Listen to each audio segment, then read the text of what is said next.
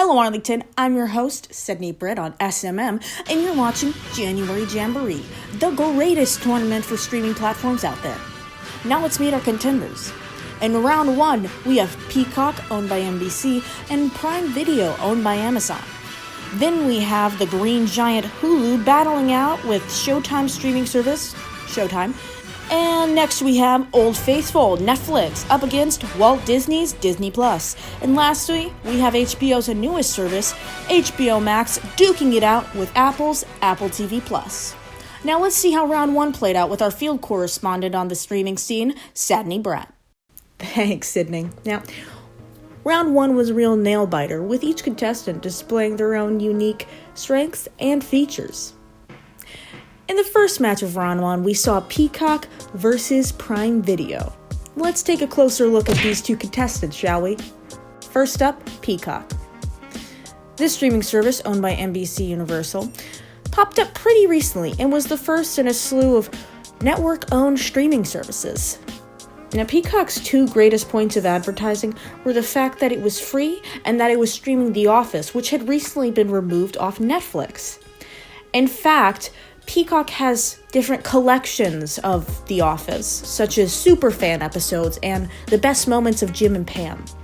In addition, Peacock has its own original content that is exclusive to Peacock, so you wouldn't catch it on NBC. Peacock also has the rest of your favorite NBC shows, as well as a bunch of Universal movies. Peacock's really easy to use, it has a good UI, and it also has some unique features, such as displaying the Rotten Tomatoes score on different movies and TV shows. Furthermore, Peacock has some live TV options, and it has special channels that are specific to Peacock, such as the SNL Vault. As for pricing, Peacock is of course free with ads, and it has most of the favorites that NBC has to offer, but if you want to unlock everything that Peacock has to offer, it is $4.99 a month. And if you want Peacock without ads, it's about $9.99 a month. And both of the paid options have 7-day free trials. Now let's get to know Prime Video. Prime Video, owned by Amazon, comes with any Amazon Prime account, which is a subscription with Amazon that gets you a bunch of shipping benefits for $12.99 a month, with a 30-day free trial. When you consider the perks that come with a Prime membership, it's really not a bad price for the streaming service. If anything, the streaming service is really just a bonus added on to a Prime account. I don't feel like I know many people who get Amazon Prime just for Prime Video. In my opinion, the best part of Prime Video is that it doesn't just have the content that comes with Prime Video, it also has the option of renting and buying movies and TV shows that aren't streamed for free on Amazon. And Prime Video has a huge selection of movies and TV shows that you can rent or buy. It's rare that I can't find what I'm looking for if it's not being streamed for free. Plus, Amazon Prime's really easy to use, with a great selection of genres and collections to choose from. And it gives you a fair amount of information when you drag your cursor over a title, which I really like. And while original programming might not be the thing you think of first when you think of Prime Video, Prime has come out with some really great original programs. What comes to mind for me is The Marvelous Mrs. Maisel and The Boys. In addition, videos on Prime have timeline scrubbing and the ability to change the language or turn on or off subtitles while staying on the video. But what's really unique to Prime is the X-ray feature that tells you what actor is in a scene, as well as bonus trivia, which I think is super fun. And Prime features some live TV options and Watch Party, which means you can stream stuff with your friends. When these two platforms faced off, it was truly a sight to behold. Peacock came out swinging with the whole free thing. But Prime wasn't about to back down. Prime, hit back with the whole near endless library of content and easier browsing experience thing. And in the end, Prime KO'd Peacock with the fact that you can actually buy The Office on Amazon Prime and download it so you can actually watch it anywhere you go at any time. Your power goes out, you no longer have Wi-Fi, you still have The Office if you rented it on Prime. And so, Prime came out victorious. In match 2, Hulu faced off against Showtime. Starting with Hulu, this streaming service, for me, is really the king of TV. It has so many TV shows to choose from, but I will come back to that. Now, as for pricing, Hulu has two options. For $5.99 a month, you can watch Hulu with ads, and for $11.99 a month, you can have all of Hulu with no ads at all, with a 30-day free trial period for both options. Now, Hulu's a great experience. It's got a very seamless browsing system. It's not the best one out there, but it's definitely one of the better ones. But in my opinion, it's the special features that Hulu boasts that really make it a great streaming service. One of the bigger ones being next day uploads for TV shows. So the day after a select TV show airs on cable, it'll be uploaded to Hulu. Furthermore, Hulu offers a lot of add-ons, such as channels you can add on to your subscription, like HBO or Showtime, each with a 7-day free trial. Other add-ons are specifically unique to Hulu. You can pay an extra $9.99 a month for unlimited screens and enhanced cloud DVR respectively. Now, live TV is another great point that Hulu has, as it allows you to totally unplug from cable and just use Hulu Live. And the prices for Hulu Live are great, at $64.99 a month for basic Hulu and live TV, or $70.99 a month for Hulu without ads and Hulu Live. In regards to content, Hulu has a really large library of TV shows with a lot of genres. I'm especially impressed by their selection of anime and reality TV shows. Plus, Hulu has a lot of great original programming like A Handmaid's Tale, just begging to be binged. And while you're binging, you can binge with friends via Teleparty. Now, Showtime. Showtime is, of course, the streaming service for the premium cable channel Showtime, so the lineup of content is already really strong, with shows like Shameless on the roster. It costs $8.99 a month and comes with a 30-day free trial, which is pretty great. However, the browsing experience on Showtime is not incredible. It's actually a little bit messy, but they do have some cool selections that I thought were really creative, such as a whole section for A24 films or Tommy Lee Jones films. Showtime has some incredible original content, one of the most recent being Your Honor or The Good Lord Bird. However, because of the streaming service's website, I think it may be better to just pay for the add-on on Prime or Hulu. So in the end, Hulu won this match.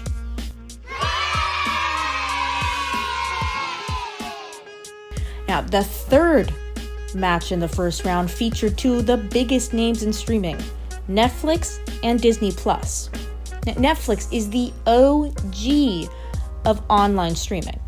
And with 3 different types of plans, ranging from $8.99 a month to $17.99 a month, it's a great option for a lot of people.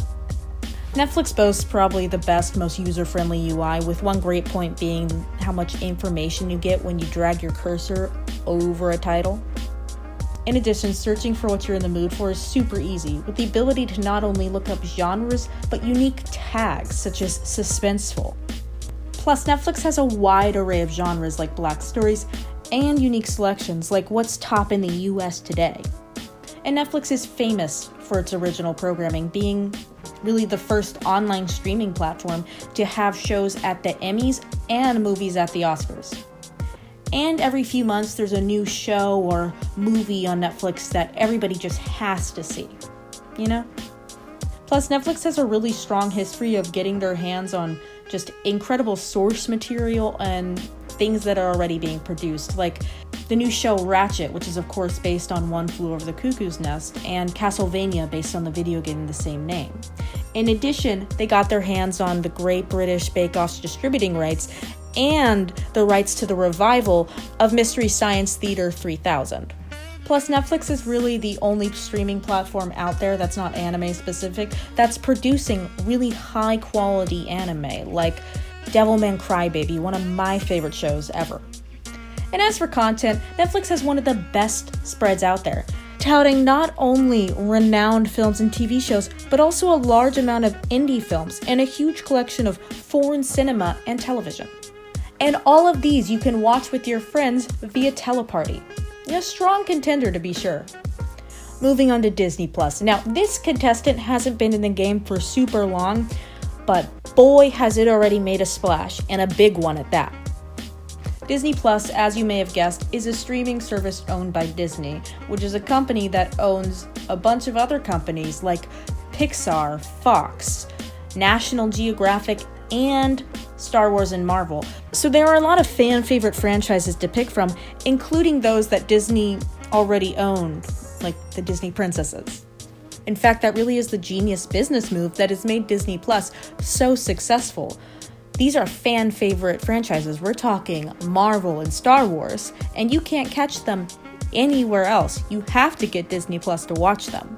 And Disney's a very fairly priced platform for the huge franchises that you get with it at $6.99 a month. And Disney has a pretty great user interface and search system.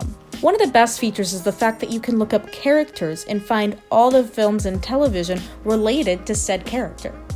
As for content, Disney for a while didn't have a ton of original content, but it's starting to really build up a collection, and a lot of it is really well received, such as The Mandalorian, which is that new Star Wars show that everybody is freaking out about, with Baby Yoda.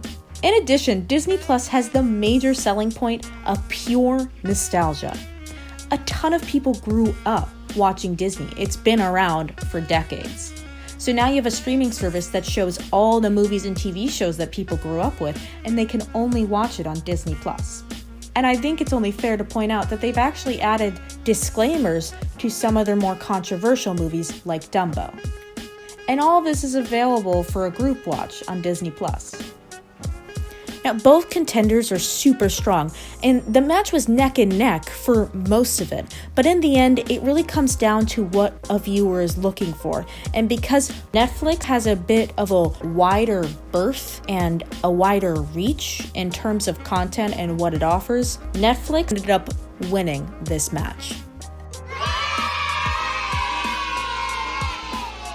And in our final matchup, we have HBO Max versus Apple TV Plus, both relatively new to the streaming game, both with their own high notes. Now, HBO Max may not sound very new to you because of HBO's streaming already and the HBO channel and HBO Go, but this is the newest HBO streaming platform, and it's accumulated everything that HBO has made up to this point, all on the one streaming service, along with a bunch of other movies and TV shows that are not HBO specific.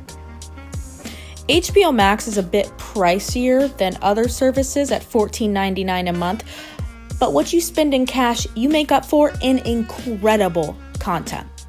Now, as I said before, HBO Max has gathered all of the previous content made by HBO, which is a lot of high quality, premium stuff, In addition, it has one of my favorite features on the platform, which is different collections, such as the Turner Classic Movies collection, which is my favorite, especially because I'm a film student, so I have to watch a lot of, older films, and it helps that I just have this streaming service already. I don't have to go and pay for Battle of Algiers.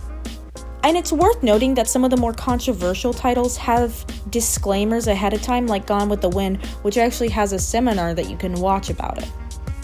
Furthermore, HBO Max is super easy to use. It's very comprehensive and it's very easy to find what you're looking for. It just doesn't have as many of the great features that other streaming platforms have. And once again, discussing content, HBO Max is getting a bunch of movies to actually be released on their platform at the same time that they're being released in theaters during this time of quarantine. And HBO probably has some of the most high quality content out there. It's, kind of neck and neck with Showtime. Again, they were both premium channels before, but HBO Max is really doing great, especially when you add on all of the content that's already been made by HBO.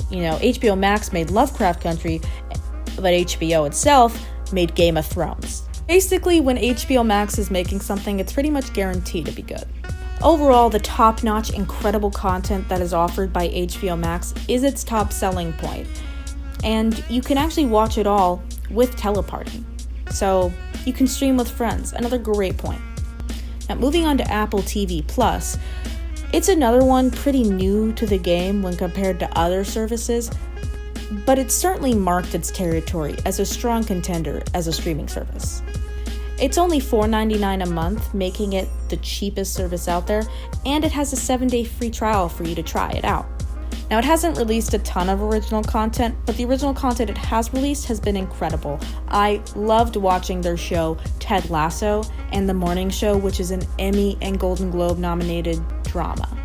As for the streaming platform itself, the website, it's probably the least comprehensive one out there. I actually struggled to use it. I couldn't find out how you could search things on the website, but to be fair, it works far better on the television.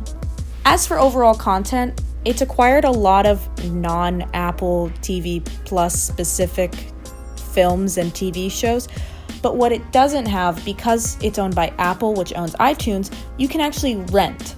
So much like Prime, you have a near endless library of content for you to choose from. And yes, Apple TV Plus can be shared via Teleparty. Great for quarantine.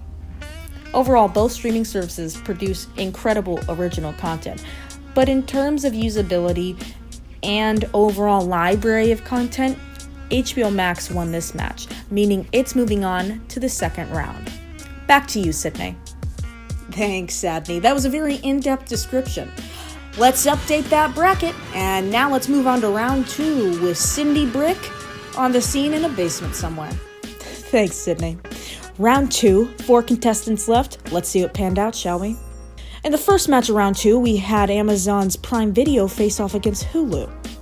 Now, both contestants were very strong for their own reasons, so it was important to compare what they had in common first. In regards to price, Hulu was cheaper and also had more pricing options, so it was more flexible. And when looking at the fact that both have live TV, Hulu's live TV was a bit more complete and comprehensive. It would allow you to completely unplug from cable. And overall, Hulu's user interface and website were a lot easier and cleaner than Prime's. And with so many strong points in their corner, Hulu ended up beating Prime, moving Hulu to the final. Next, we have the much-anticipated match between Netflix and HBO Max. Now, both of these services are very strong and well known for their incredible content. Netflix, while they're not constantly producing Game of Thrones level shows, they do produce a lot more original content than HBO Max does, and a lot of it is really good. Plus, Netflix has a wider array of international original shows, which is really something special. Plus, there's always some new masterpiece coming out of Netflix that everybody needs to see, the most recent being Queen's Gambit. And overall, when looking at UI, Netflix honestly has the best out there. Netflix has timeline scrubbing and the ability to turn on and off subtitles and change the language in video without having to exit out of it.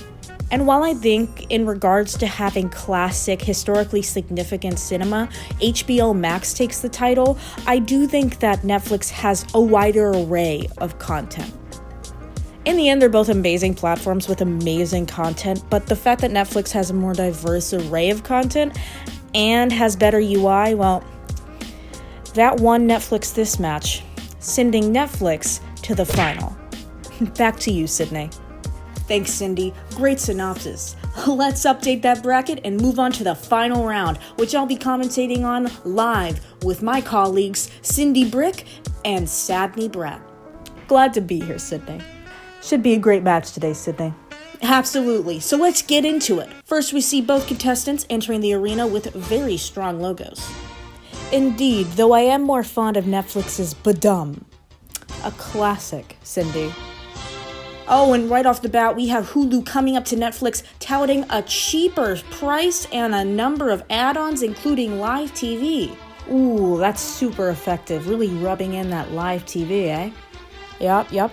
But Netflix is not about to back down. They're starting out slow with their profile customization. An often looked over but charming feature. Indeed. And now Netflix is coming down hard on Hulu with their incredibly diverse and well-received original programming. Now, Netflix is actually striking Hulu over the head with an Academy Award now. That's gotta hurt. I hear they're hefty. Ooh, and now they're hurling an endless amount of Emmys at them. That's gotta hurt. Ooh, but Hulu won't take that lying down. They're rising up and they're waving around massively popular TV shows with next day uploading. Certainly a strong move, but it's not deterring Netflix one bit. Oh boy, Hulu just pointed out that they actually have the entirety of the Naruto series. Unlike Netflix, it's super effective. Hold on, it's not over yet. What's that? Oh my god. Netflix has just whipped out the Great British Bake Off. Ooh, a brutal move. Oh, Hulu's down, struggling to get up. And Netflix, though exhausted, is winding up for the finishing move. Oh, and here it comes. Ooh, and Hulu is KO'd by Netflix's near impeccable UI. Wow, what a sight. An incredible battle, a real close call indeed. Absolutely. Thank you, Cindy Sadney, for joining me. Now let's get back to the bracket. Alright, and there you have it. Netflix has won the final and the entire tournament. So I guess this means my top recommendation for a streaming service this year is Netflix. Thank you for watching the January Jamboree. Happy New Year and stay safe, Arlington.